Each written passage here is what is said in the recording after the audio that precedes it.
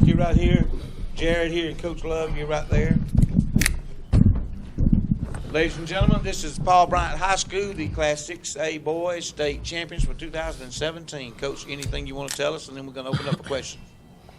I just think it's a great ending to a season that was filled with a lot of ups and downs. The guys came through. They stuck together through the bad times. Through the good times, they stuck together, and I think it's just paid off in the end. They had a will to win, a will not to give up, and it just willed us to a victory. Question for coach or players? Coach, you just seem so overcome with emotion there at the end. What does this mean to you and the players? It means a great deal, not only to us and the players, but also our high school and our community. We have a great following at Paul W. Bryant. But these guys, they played hard. They stuck through it. They could have given up a number of times out here tonight against Parker, but they didn't. They battled, and that's what we've been doing here for the last 14, 15 ball games. Other questions?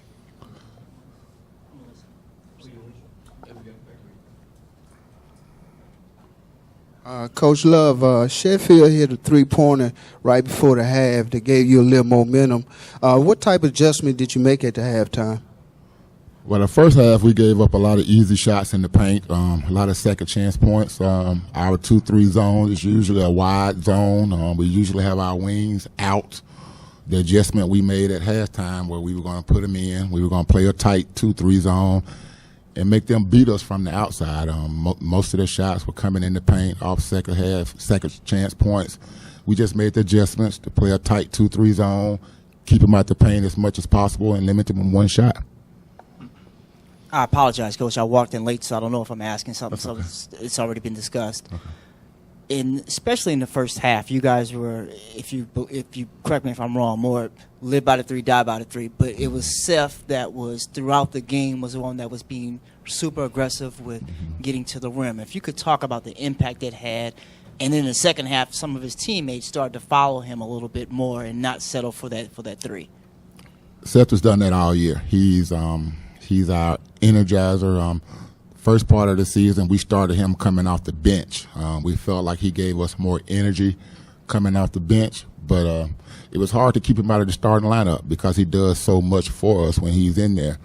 And like I say, he's aggressive, he's a rebounder, and he just carried us until, like you say, the rest of them kind of picked it up a little bit. But that's what we depend on him to do to give us energy, effort, and just a hard, non-stop work ethic. Coach, how does it feel as a player? I know you were part of a great program in Central Tuscaloosa and won a couple of state championships. How does it feel now as a coach to guide these young men to the first in the history of the school? Well, that was one of the things I told them during our pregame talk before the game. You know, I've been here as a player, 6A state championship. I've been a national junior college champion. I've had 2 championships as players. I wanted to have this for them as much as not so much for me, but I wanted them to have it, and I challenged them to accept this challenge that was put before them, and not to accept the fact that just being here. Don't take for granted that you'll be back here next year because you're just a bunch of juniors. We need to seize the moment now, and that's what they did. Question for the players? It's for Jared and Seth. You go from 500 to state champs. How you feeling right now? I mean, first I want to say nobody but God. I mean, But you said y'all sitting there at 11-11, and now you're sitting here at state champs. God. That's the only way. God, and we finally gelled as a team. So. Other questions? Seb, could you talk about what Coach was mentioning with your game, being the guy who was attacking the rim in that first half, what the impact it had on the game in that first half, and then what you think it meant in the second half where Dylan and some other guys started to follow your lead on that? Well, I just think my game in the paint leads to all things happen. Like when I go in the paint, it leads to threes, everything. So I just keep my energy going, and the team feeds off of me. So I try to get them going, try to keep the hype up, everything. Is that the way you see that too, Jared? Yes, sir. This our hype man. Inside out. Yes, sir.